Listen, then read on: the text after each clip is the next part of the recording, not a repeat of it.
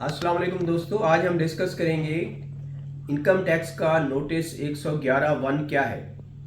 और वो क्यों आप लोगों को आता है जबकि आपने टैक्स की रिटर्नें भी फाइल की हुई होती हैं। बेसिकली ये है कि जब आप टैक्स की रिटर्न फाइल करते हैं और अपने रिकॉर्ड को, डॉक्यूमेंट्स को मिस कर जाते हैं या नहीं देखते,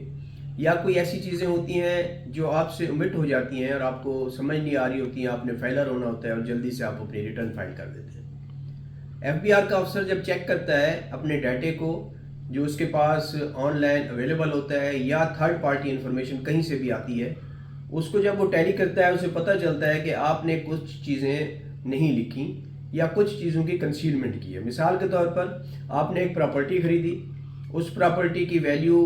जो एफबीआर के ऑफिसर के पास आ रही है वो चेक करता है कि वो आपने वेल्थ स्टेटमेंट में नहीं लिखी, उसकी जो डिडक्शन हुई है वो आपने क्लेम नहीं की, या आपने कोई गाड़ी खरीदी है उसका आपने नहीं जिक्र किया, नहीं बताया कि जी वो कहाँ से पैसे आए हैं, और या फिर उसको रिटर्न में आपने नहीं मेंशन किया, तो जो थर्ड पार्टी इंफॉर्मेशन होगी वो उसके मुताबिक आपको एक शोकाज करेगा। वो शोकाज बेसिकली 111(1) का आपसे ये मालूमात लेने के लिए होता है कि जनाब आप बताएं ये चीज़ें हैं और ये डिस्क्रिपेंसी है।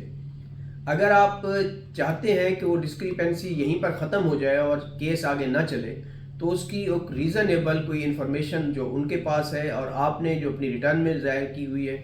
वो अगर कोई रीज़नेबल है तो उनको जवाब देंगे, जवाब को एक्सेप्ट कर लेंगे अगर वो ठीक होगी। मिसाल मैं आपको एक छोटी सी देता हूँ। अगर आपने एक गाड़ी खरीदी है और आपने उसी साल गाड़ी खरीद के बेच दी है, वो 50 लाख की गाड़ी थी, आपने लिखा नहीं कि जी 50 लाख आपने कहाँ से लाया या गाड़ी को ही मेंशन नहीं किया,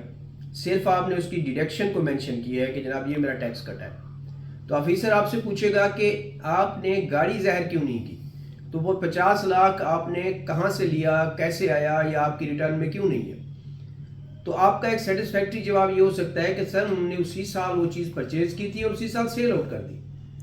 तो जब वो सेल आउट हो गई तो उसको हमने वेल्थ स्टेटमेंट में तो नहीं लिखना, तो वो रिकॉर्ड आपसे मांगेगा, सबूत मांगेगा। जब आप उसको सबूत दे देंगे तो ये नोटिस आपका क्लोजर में चला जाएगा, यानी सेक्शन 111(1) का नोटिस वहीं पर ही क्लोज हो जाएगा, फर्दर जो है उसकी कार्रवाई नहीं होगी। तो इस तरह अगर आप बर वक्त जवाब दे देंगे तो ये इस नोटिस से भी जान छूट जाएगी और टैक्स लगने से बच जाएंगे। अगर आप नहीं जवाब देंगे तो अल्टीमेटली वो इसको समझेंगे कि आपके पास कोई जवाब नहीं है और वो आपको टैक्स लगा देंगे।